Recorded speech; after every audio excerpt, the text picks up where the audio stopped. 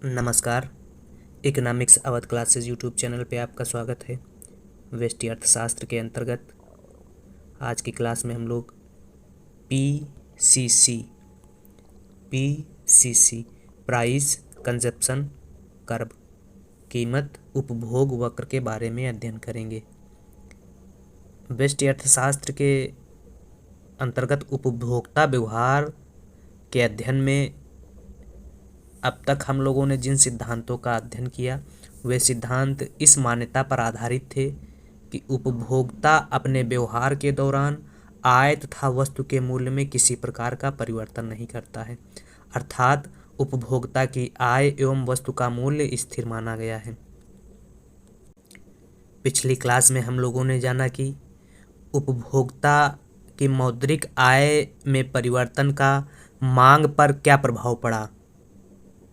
अब आज की इस क्लास में हम लोग जानेंगे कि उपभोक्ता की वास्तविक आय में परिवर्तन से वस्तु की मांग पर क्या प्रभाव पड़ेगा, अर्थात वस्तु के मूल्य में परिवर्तन से वस्तु की मांग पर क्या प्रभाव पड़ेगा।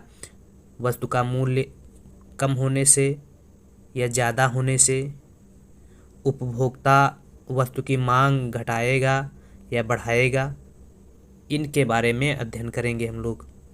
तो जान लेते हैं कीमत उपभोग वक्र पीसीसी क्या है।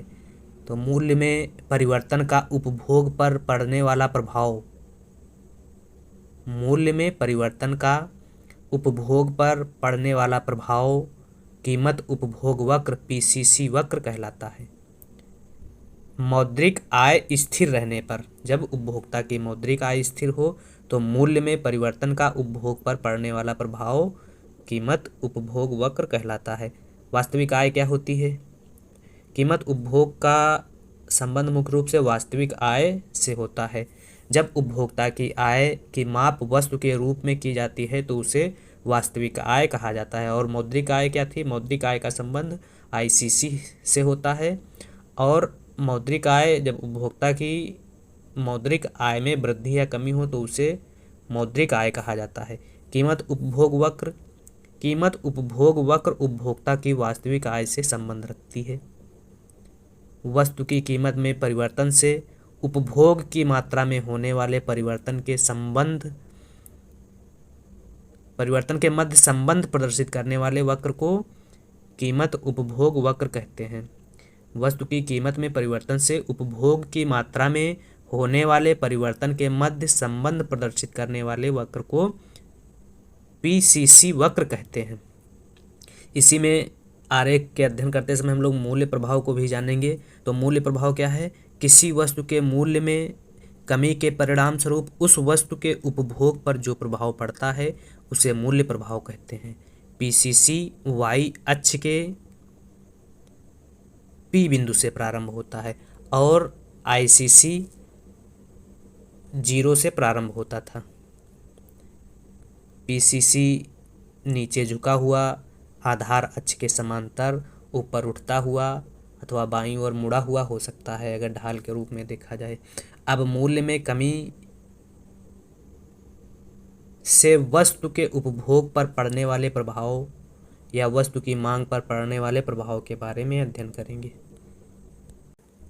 अगर इस आरेख की बात की जाए तो आरेख में प्रारंभिक मूल्य रेखा PL1 है जो IC1 PL1 को E बिंदु पर स्पर्श कर रही है, अर्थात तटस्थता वक्र बजट रेखा को E बिंदु पर स्पर्श कर रही है। इसलिए उपभोक्ता का प्रारंभिक संतुलन E1 बिंदु पर होगा, E1 बिंदु पर होगा तथा उपभोक्ता X वस्तु की OX1 मात्रा का उपभोग करेगा। अब क्या हो? अगर उपभोक्ता की मौद्रिक आय स्थिर रहने पर वस्तु का मूल्य कम हो जाए, जब वस्तु का मूल्य कम हो जाएगा तो उपभोक्ता क्या करेगा? वस्तु की मांग ज़्यादा करेगा, जिससे क्या होगा? नई बजट रेखा प्राप्त होगी जिसको PL2 कहा जा सकता है। और PL2 क्या होगा? दाएं विवर्तित हो जाएगी, अर्थात पहले से ढाल कम हो जाएगा। जब कोई वस्तु सस्ती होती है तो उसका ढाल पहले से कम हो जाता है। तथा संतुलन, नया संतुलन प्राप्त होगा।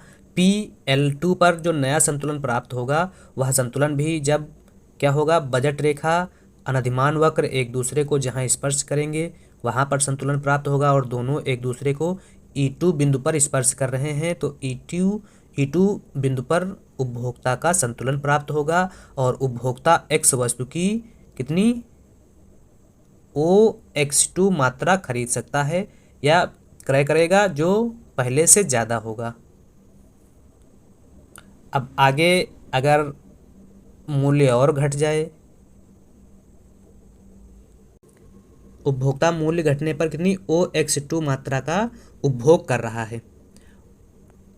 X1 एवं X2 अर्थात X1 से X2 में वृद्धि जो हो रही है वह मूल्य में गिरावट के कारण हो रही है, अर्थात उपभोक्ता का E1 से E2 पर जाना, या कह सकते हैं X1 से X2 पर, यहाँ से यहाँ पर जाना, ये तटस्थ वक्र या PCC पर, PCC से X1 से X2 पर जाना ही मूल्य प्रभाव कहलाता है। और मूल्य प्रभाव वस्तु के मूल्य में कमी के कारण हुआ है जिससे उपभोग में वृद्धि हुई है।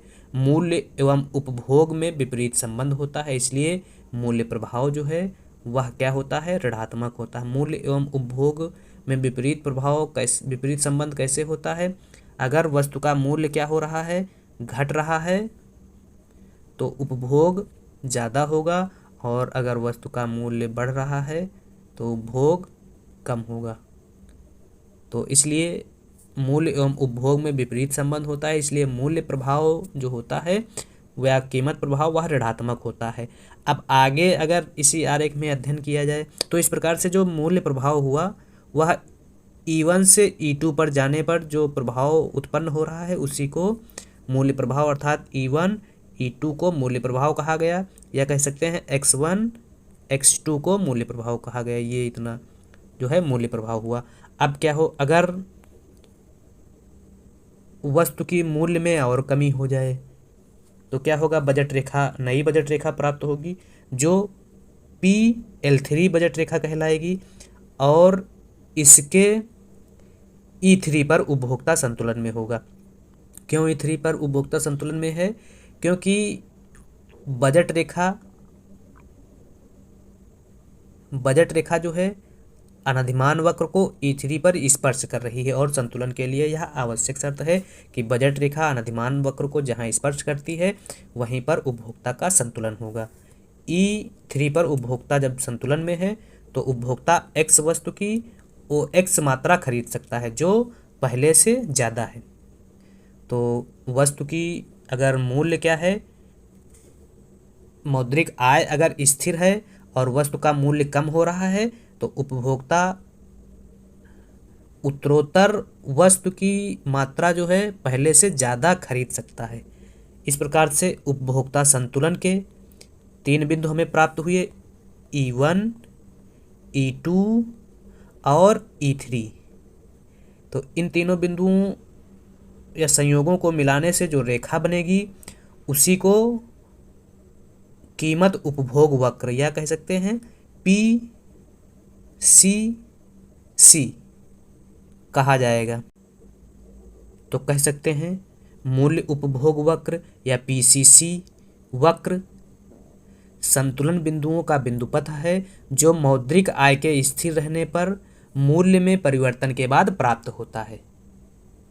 तो यह आरेख से PCC आरेख की मदद से PCC का निर्माण हुआ।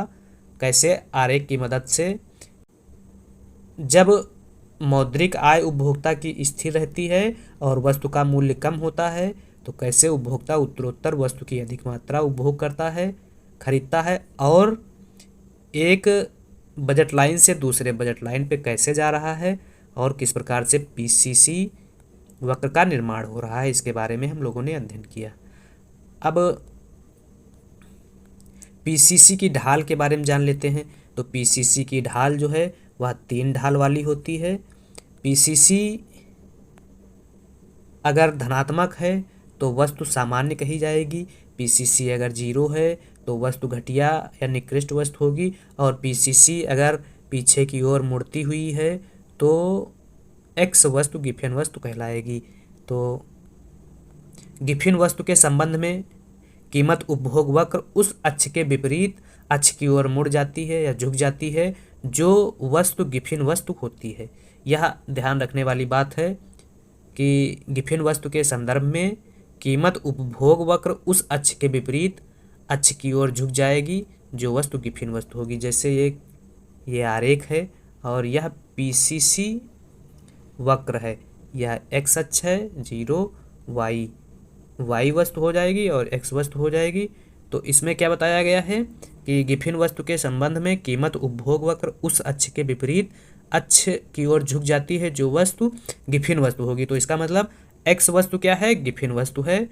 तो अगर पूछा जाए कि एक्स वस्तु कौन सी वस्तु है तो गिफिन वस्तु एक्स वस्तु कहलाएगी। एक्स वस्तु के विपरीत वाई की तरफ जब पीसीसी वक्र झुकेगा तो पता चल जाएगा कि एक्स वस्तु गिफिन वस्तु है। अगर पीसीसी वक्र एक्स की तरफ झुके तो पता चल जाएगा कि वाई वस्तु गिफिन वस्तु है। तो जो वस्तु गिफिन होगी उसके विपरीत पीसीसी वक्र झुक जाएगा। तो यह इम्पॉर्टेंट क्वेश्चन है और यह क्वेश्चन जो है पूछा जाता है एग्जाम में। तो इस प्रकार से आज की इस क्लास में हम लोगों ने पीसीसी वक्र के बारे में विस्तार से अध्ययन किया।